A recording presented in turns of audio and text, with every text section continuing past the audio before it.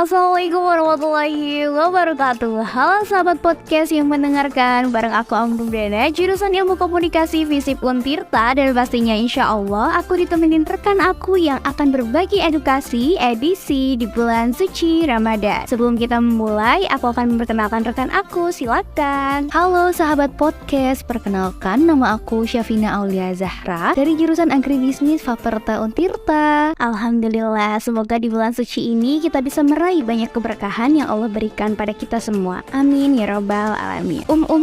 Kamu kenapa? Kok kayak kelihatan murung? Ada apa Gak tahu nih Vin. Tadi abis curcol sosmed tiba-tiba jadi gelisah gini. Kenapa ya? Wah, kenapa tuh? Bisa dijelasin gak Aduh, kadang tuh kegelisahan emang sering hadir tanpa diundang gak sih? Terkadang manusia pun dan diri aku pribadi nih, biasanya itu hatiku gelisah karena sosmed gitu loh Vin. Oh gitu, tapi bisa dijelasin lagi gak sih kenapanya? Ya, jadi terkadang apa yang aku lihat di sosmed itu sering mempengaruhi keadaan aku gitu.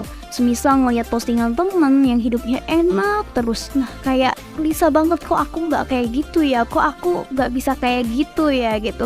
Sebelnya lagi, terkadang aku udah ngelakuin banyak hal untuk menenangkan kegelisahanku, tapi kayak belum ada yang bisa menenangin hati aku loh Pin. Oh gitu ya Nah makanya kalau misalkan main sosmed boleh, tapi jangan terlalu lama. Nah terkait kegelisahan itu sebenarnya dari Islam pun telah memberikan jawabannya, yaitu dengan membaca Al-Quran beserta maknanya. Karena nih ya, dengan membaca Al-Quran beserta maknanya itu akan terasa deep atau dalam banget karena di dalam Al-Quran itu semua persoalan atau permasalahan hidup kita sebenarnya jawabannya sudah tertera loh di sana. Semisal aku menanyakan tentang kenapa ya masalahku gede banget, berat banget. Nah ini pun sudah dijelaskan di dalam Al-Quran yang berbunyi La yukallifullahu nafsan illa wus'aha, ya artinya Allah tidak membebani seseorang melainkan sesuai dengan kesanggupannya. Tapi aku lebih sering ngalamin kayak aku berharap A tapi yang datang B, aku berharap begini tapi jadinya begitu. Gimana ya Vin? Nah, gak usah bingung karena pertanyaan tadi pun udah ada jawabannya di dalam Al-Quran yang berbunyi wa asa an takrahu syai'an wa huwa khairul lakum wa asa tuhibbu syai'an wa huwa syarrul lakum wallahu ya'lamu wa antum la ta'lamun. Yang artinya, tetapi boleh jadi kamu tidak menyenangi sesuatu padahal itu baik bagimu, dan boleh jadi kamu menyukai sesuatu padahal itu tidak baik bagimu. Allah mengetahui sedang kamu tidak mengetahui. Wah, Masya Allah banget ya. Jadi sahabat podcast, memang segala macam pertanyaan hidup kita itu jawabannya di dalam Al-Quran. Karena pada dasarnya Al-Quran merupakan sumber keselamatan, Al-Quran sumber kebahagiaan, dan juga sumber kemuliaan ya Pin. Iya benar banget, Al-Quran merupakan sumber keselamatan, dimana dari sahabat Abu Umamah Al-Bahili radhiyallahu anhu, saya mendengar Rasulullah SAW bersabda, Iqra'ul Qur'ana fa innahu ya'ti yawmal qiyamati syafi'an ashabih. Ya artinya, bacalah oleh kalian Al-Quran karena ia akan datang pada hari kiamat kelak sebagai pemberi syafaat bagi orang-orang yang rajin membacanya. Hadis riwayat Muslim 804. Masya Allah, bacaan Al-Quran semasa hidup kita kelaknya sebagai pemberi syafaat ya Pin. Karena memang perlu sama-sama kita ingat bahwa umur kita di dunia tidak lama. Setidaknya manusia akan mengalami 12 tahapan kehidupan, yaitu alam ruh, alam rahim, alam dunia, alam kubur, alam kiamat, alam dibangkitkan, alam dikumpulkan, alam ditimbangkan, alam dihitungkan, alam diberikan syafaat pertolongan, alam diperjalankan di sebuah jembatan, penentuan surga dan nerakanya. Nantinya pada saat manusia berada di fase alam diberikan syafaat pertolongan, sampai pada titik meminta pertolongannya ini adalah pertolongan dari Nabi Muhammad SAW. Salah satu dari sekian banyaknya pertolongan itu dilihat dari bacaan Al-Quran yang kita baca semasa hidup.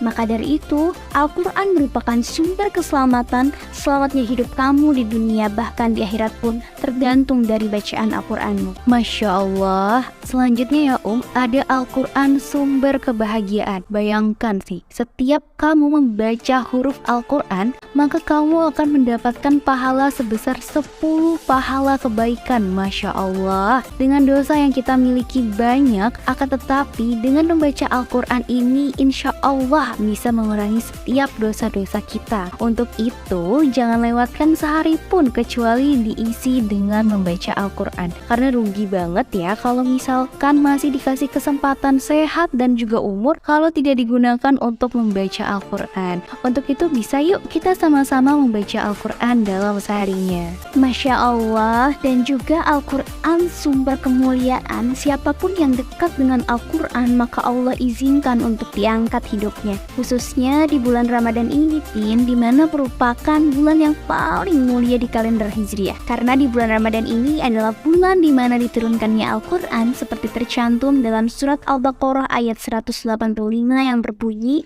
"Udiya unzila fihil Qur'an syahrul Ramadan." Nah, selanjutnya ada nih malam yang menjadi malam yang paling mulia, bahkan lebih mulia daripada 1000 bulan, yaitu malam Lailatul Qadar. Karena di malam itu adalah malam diturunkannya Al-Quran yang berbunyi, "Inna anzalnahu fi Lailatul Qadar." Jadi aku mau sedikit mengulas nih Pin. Jadi dalam istilahnya ada manusia yang menjadi manusia paling mulia di dunia, yaitu Nabi Muhammad SAW. Karena kepadanya lah diwahyukan Al-Quran. Selain itu juga ada malaikat yang menjadi pemimpin dari para malaikat. Itu siapa sih? Itu adalah malaikat Jibril, karena beliaulah yang memiliki tugas untuk menyampaikan wahyu Al-Quran.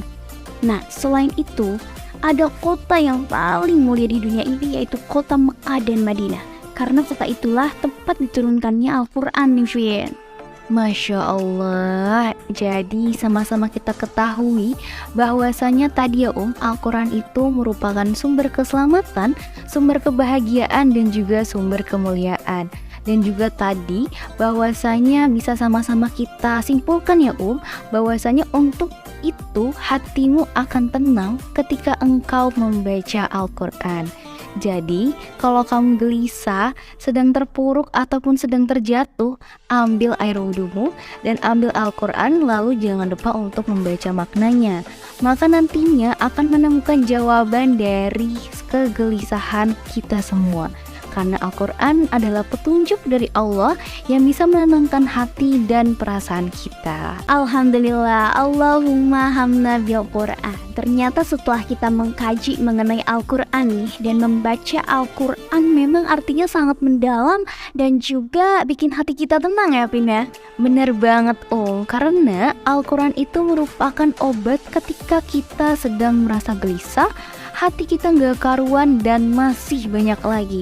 Apalagi ketika bulan suci Ramadan ini dengan kita membacanya, Masya Allah, pahalanya dilipat gandakan nih Masya Allah, tabarakallah. Jadi jangan sia-siain bulan suci Ramadan ini, kita manfaatkan untuk banyak-banyak membaca Al-Quran ya Vin. Iya bener banget Nah, alhamdulillah nih, sudah sekian menit kita membahas mengenai Al-Quran serta manfaatnya dan tentunya menemani sahabat podcast yang mendengarkan. Semoga bisa menjadi ladang pahala dan bermanfaat bagi kita semua. Amin, amin ya rabbal alamin. Untuk itu aku Syafina dan aku Aung pamit undur diri.